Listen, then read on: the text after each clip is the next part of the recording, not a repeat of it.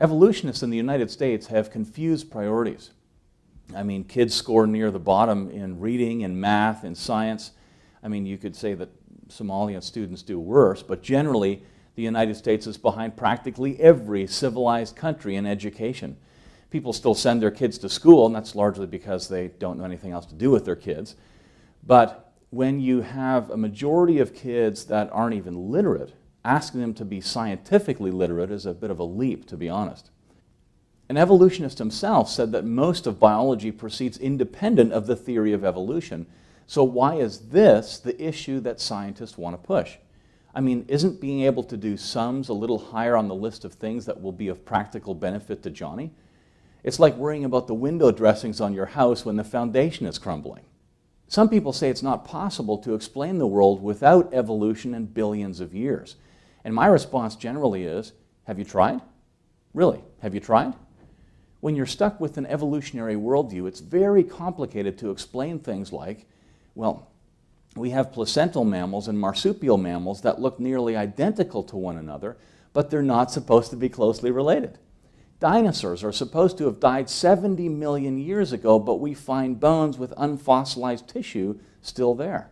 Sure, animals change with each new generation, but the types of changes that are observed will never amount to the kind of change that evolution requires, even given millions of years.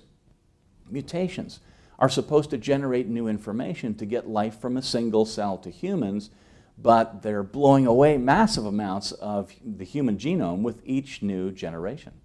And to explain all these things, they pile just so story on top of just so story. And if you try to ignore the problems with evolution, your worldview becomes just crazy, just untenable, itself inconsistent. And I say to evolutionists, if you want to believe evolution and live in your world that's completely inconsistent with everything that we observe in the universe, that's fine. But don't make it your mission to brainwash our kids. You can't even teach them to read properly. And that's the first step. We need people we need engineers that can build stuff and solve problems by examining both sides of an issue rather than attempting to suppress or censor all the evidence for a worldview that they're uncomfortable with. Most Christian students are taught evolution and allowed to examine the science against it. And of course, the world's leading creation scientists, many of whom used to be evolutionists, and the leading creation organizations around the world are very familiar with the latest evolution evidences. And then we refute them.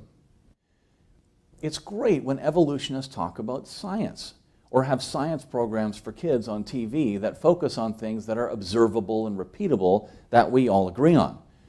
But when you start talking about your faith in what happened millions of years ago when no one was there to observe anything, a bit of tolerance would go a long way, don't you think? I mean, is your way of understanding the past the only possible way to explain what we observe today? Of course not.